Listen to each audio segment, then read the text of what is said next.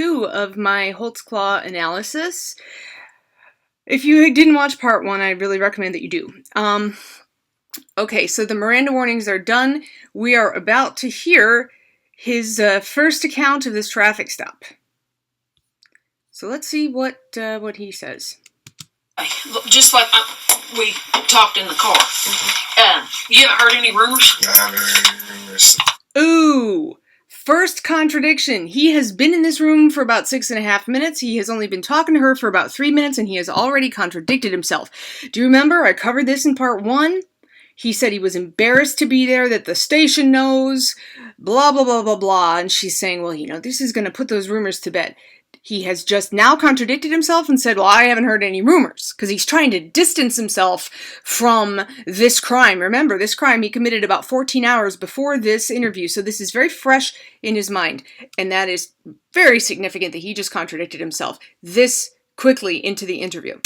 So when I walked in the station, I see Captain lean over, not unusual, Captain Clifton, hey, but then I've seen you in the cab, I've never seen you. And so, well, nobody. But I haven't heard anything. Okay.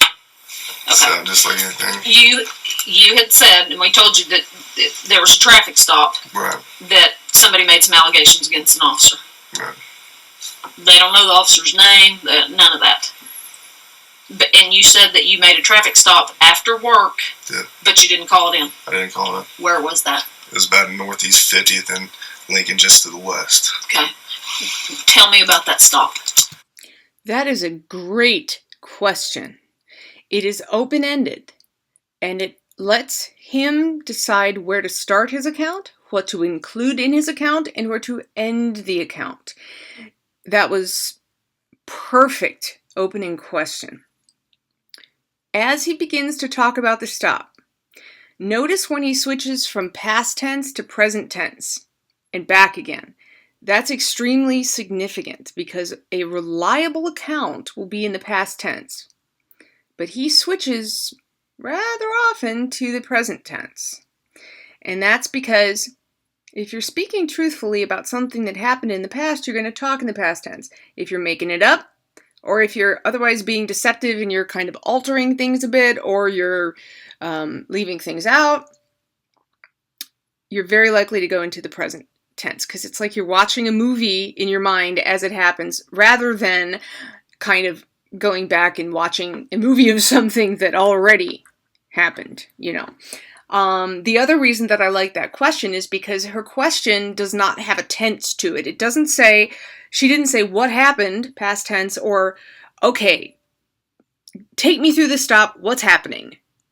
Because if she had phrased it like that, and he had picked up the present progressive from her question, we couldn't use his tense switching as reliably to discern deception. So that's why she asked the question the way she did. I was going westbound on Northeast 50th, probably a block just east of Lincoln. I see a red Grand Prix, or Grand Am, in my right lane, in the outside lane. I'm in the inside lane. The car swerves. And so at the time I'm thinking, okay, it's probably a drunk person, or maybe got excited because they saw a cop. So he's already switched. The minute he started talking about the car, he switched to the present progressive. Now, that doesn't mean that he's straight up lying, because obviously we know he really did see the car and he really did pull it over. So obviously that's not lying, but he is being deceptive. And notice in particular when he talks about the swerving. Okay, that swerving, present tense, that never happened. She didn't swerve because although his dash cam was off, there were security cameras in the area on various other buildings, and so as his case was working its way through the courts, of course, they pulled those videos and watched them. There is no video evidence of her swerving or otherwise driving erratically. That's because she wasn't driving erratically, okay? He's using that as a pretext to pull her over. So I kind of fall behind it, kind of drifting just a little bit, not crossing lane lines, nothing crazy. So I lighted up because at first the traffic violation I saw at first when it swerved, that was just west of Northeast 50th and Lincoln, and then made contact. Now, he's talking about, because first the traffic violation and then swerved. What is that? That's the first time that he's mentioned that he had 2 reasons for pulling her over, and it's the only time that he mentions that. He's going to talk about the swerving a lot, but he's kind of tripped himself up now by saying, first of all, because of that. First of all, that implies multiple reasons. Okay? So all of a sudden he's like, oh, a traffic violation and swerving. The truth is, it's first of all because he wanted to commit a sex assault. Right? And then this mythical swerving that never happened. So again, that's not reliable information from him at all. It was a black female. We're back to the past tense, by the way, because this is probably how it really went down, this part. License insurance. Stated that she didn't have insurance, gave me an ID. At the time, I'm like, do you have a valid insurance or a valid license? She said no. I told her, I just got off work. I mean, what's the deal? You know, why are you swerving? And she says, I'm just trying to go home to Ann Arbor-ish on the northwest side to see your daughter or something like that. Notice that he's talking with his hands a lot, and he just gave a nervous laugh. That laugh was nervous. It wasn't ha-ha funny. It was kind of a nervous laugh there. And also just be aware, notice how he never says what the victim told him was the reason for her swerving. I kind of wish the detectives would have asked that. Maybe it wasn't material, but she never answered that question, probably because he never asked it. So I asked, is there anything on board as far as the vehicle? Is it okay if I search your vehicle and whatnot? She said, the only thing that's inside there is a Kool-Aid cup. I'm like, is there anything inside of that Kool-Aid? Is there liquor or anything inside that Kool-Aid? She's no. I'm like, okay, is there anything else inside there? She says, there's pills. I'm like, is that the only thing? And then, so I said, can I have permission to search your car? She says, yes. I go inside the car, I see a lot of pills. But, what kind of pills? I didn't really... Like scattered pills or in a bottle? She said it was hydrocodone pills, but I just quickly looked at it, and I think I saw her name on the prescription bottle, so I didn't... Oh, so it was a bottle. Right. Okay. There were several bottles in her purse. Whenever a suspect says, I think I saw her name on the bottle, that's ridiculous, okay? This happened 14 hours beforehand, or maybe not even 14, it could have been 12. He knows if he checked her name, he checked her ID versus the bottles or not. He knows that. And he didn't do it. And that's why he said, oh, I think I did. Because that absolves him of all responsibility. Oh, I think I did, but I could be wrong. No, there's no need to do that. Because there's no way to verify if he did or didn't. So why not just say, well, yeah, I checked her name, it checked out, it was cool, whatever. It was a legal prescription. Again, he never verified with her license, or not her license, her ID. He never did that. And then, so at that time, I just returned back to her. It's like, okay, I saw your pills, I didn't see any alcohol. I sniffed the drink, didn't smell any alcohol in the Kool-Aid. I'm like, okay, I'm just off work, I'm tired. Get your license taken care of. Just mine. So she didn't have a driver's license? She didn't have a driver's license, and I was just like, go to DPS, Department of Public Safety on King, get that taken care of, and cut her loose. Okay, let's talk about a couple things. So that is account number 1, numero uno, of what happened. Now, before I show you my little timeline slide that I made, do you notice how right at the very end he's talking about, I told her to get her license taken care of, I told her to go to the to DPS, the Department of Public Safety on King. That is completely unnecessary information for this interrogation. Remember, he's a cop talking to a cop. She knows what DPS is, okay? He should have just said, well, I told her to get her license, go to DPS, get a license. So why was he explaining to her, I told her to go to DPS, that's the Department of Public Safety on King. Why did he give that information? She's obviously going to know that. It's because when a person is being deceptive, they will often provide a ton of unnecessary information about inconsequential things with the hope that the person that they're talking to will see all these details and will think, wow, this guy's giving me all this information. He's not holding anything back. He must be a good guy. He must be on the up and up. He is counting that counting on, that she will not realize, oh, well, yeah, he's giving me all these details, but they're unimportant. They're completely irrelevant. Okay? Fortunately for all of us, especially the people of Oklahoma City, she's a smart lady, and she's not swayed by that. But it's interesting. He'll do that a few times. She'll ask, like a very basic question that you could answer you with probably yes or no. And he'll just go on and on. He'll start rambling, right? Or he'll make a statement about something like the get a license, but then he'll keep talking about it and keep talking about it. Because while he is talking about that random stuff, the other part of his brain is going, okay, what is she going to ask next? And how am I going to deal with it? If she says A, I'm going to say B. If she says C, I'm going to say D. So he's trying to keep all of this straight. Now, take a look at this thing. This is traffic stop version number 1. Here, we can go full screen with that. Traffic stop version number 1. DH, obviously, Daniel Holtzclaw. So according to him, he had his stuff off, his dash cam and his radio. He saw the swerving. He pulled her over, made contact. He searched her car, told her to get her license in order, and that was it. Okay? So that's the version that he is just told. There's a heck of a lot missing from it, in case you haven't already gotten that. So, let's check the time. We'll do a little bit more. We'll do a little bit more. Here we go. Then where'd you go? I went straight home. Okay. Do you remember her name? It was on the prescription. I don't. Okay. Again, that's unusual because of how recent this was.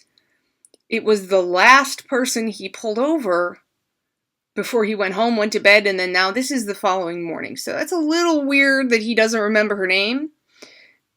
But I believe him that he didn't remember her name because what he remembers is what he did. Do you make traffic stops normally after work? I don't, but in that case, I saw her swerve and whatnot, so I don't. Okay. He saw her swerve and whatnot.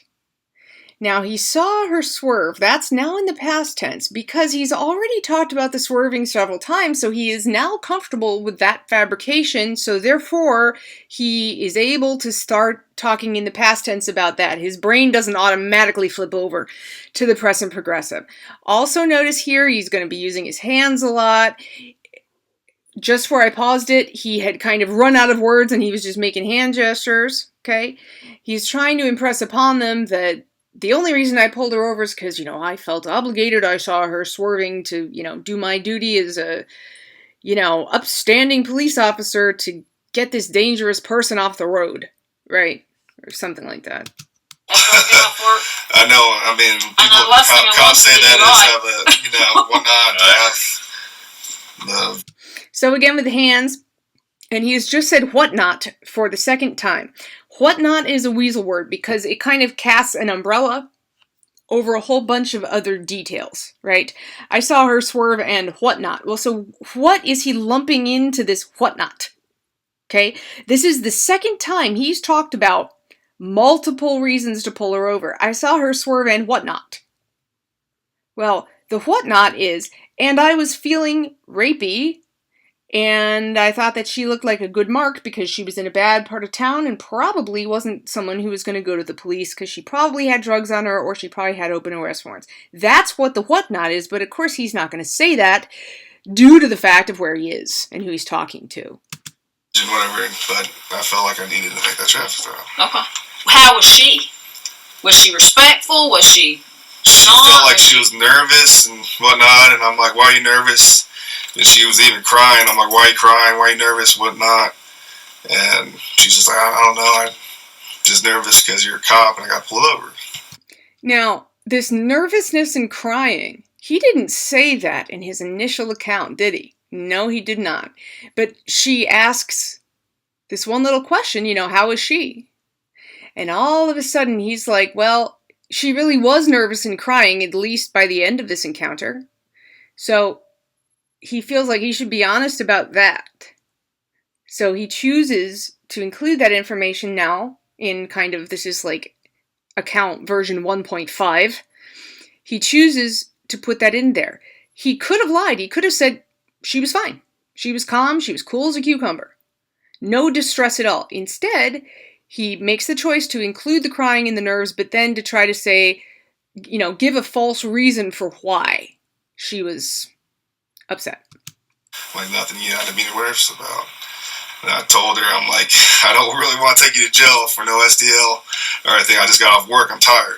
Again, with the white knight scenario, I'm a good cop. I don't want to take you to jail. Just cooperate with me, right? And again with the nervous laughter, too. So, with my officer, courtesy or whatnot, I said I'd go get that taken care of tomorrow.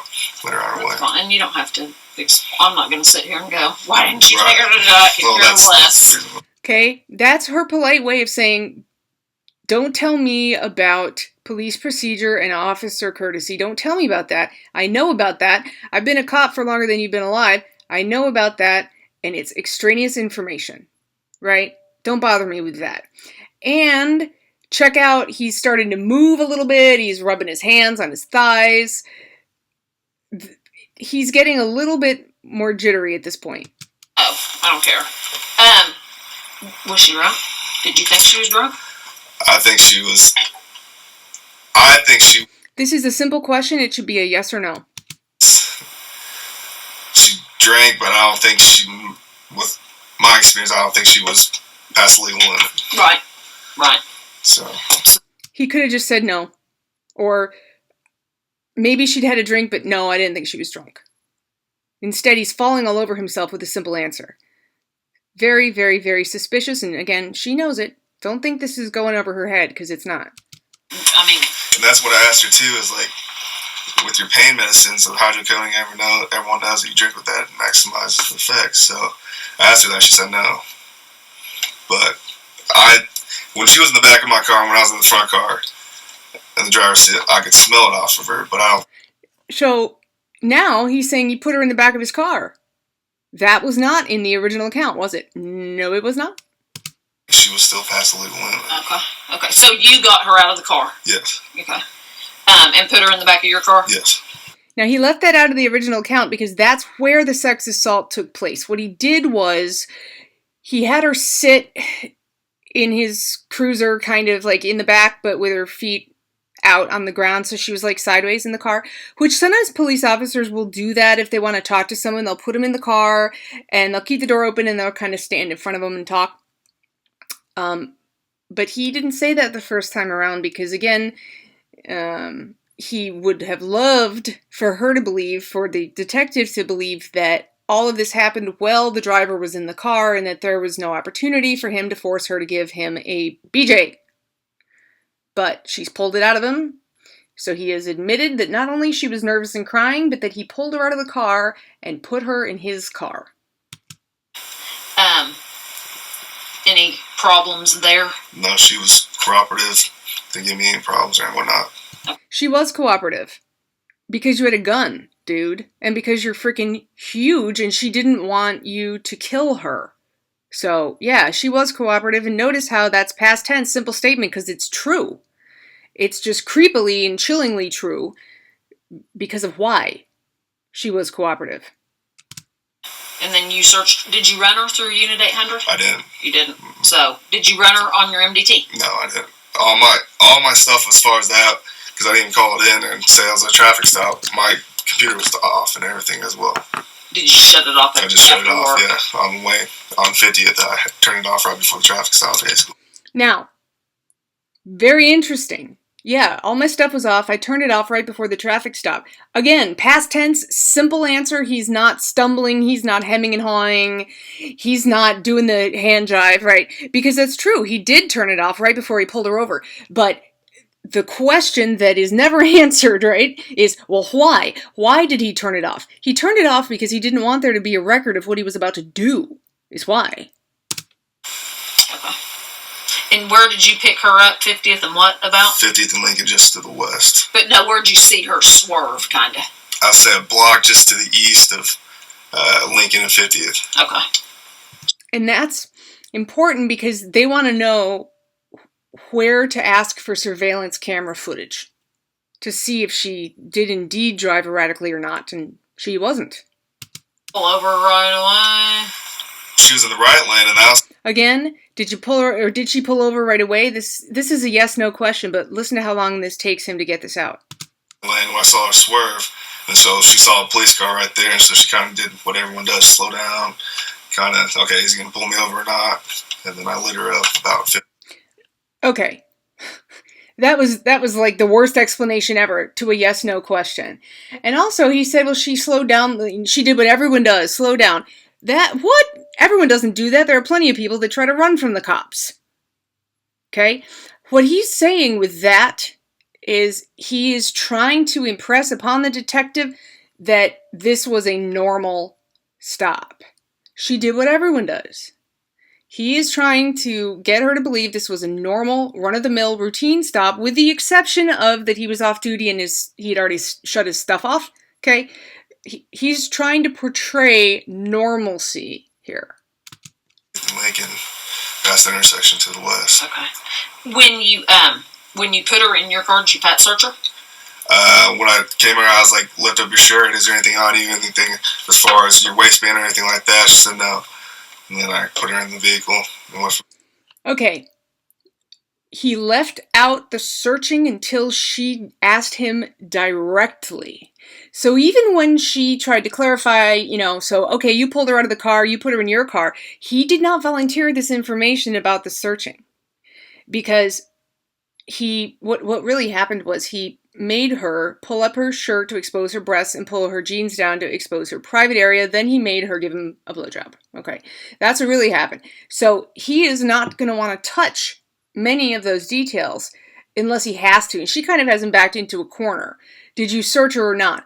He has to be honest now. He has to say yes, because if not, he's going to say, well, he put someone in the back of his car and he didn't know if she had a gun tucked in her waistband or not. Right? So he has to admit this now. Did your hands go on her at all? I backhanded her on as far as the side. Where on her body? Tell me. You backhanded her waist, and the back portion. I didn't touch her butt or anything, but the back portion and the waist. And then she lifted it up like right here. And there's nothing. Did she lift it up like this? No. Okay.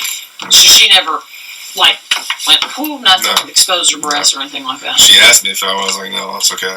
She asked you? If you want to search me, I'm like, no, it's okay. So she never, put her hands on the car and you... No. Okay. Okay, this is a good stopping point right now. Let's... You know what? I'm going to pause this for a minute, and then we're going to look at a timeline comparison of traffic stop version 1 versus... This is kind of version 2 now, and we're going to see how much this stuff has changed.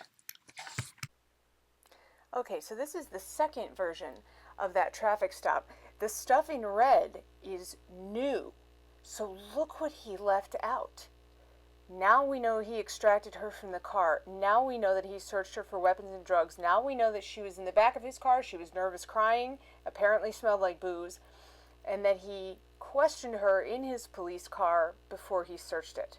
Okay, this is huge. These are not inconsequential little details that, the detective probably didn't need to know anyway. Come on, look at, and it's just amazing that so early in the interview he is already concealing so much. This information is going to change again. Not as much, but he's going to start forgetting what he said. So in later videos, you're going to hear him talk about things like he didn't do the shakedown, she shook out her bra.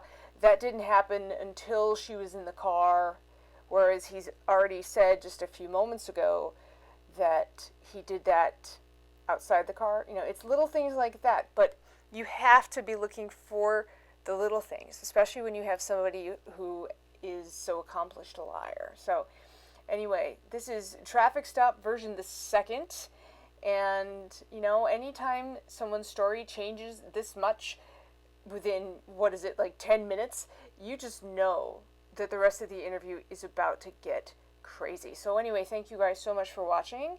I will see you in the next segment. Bye-bye.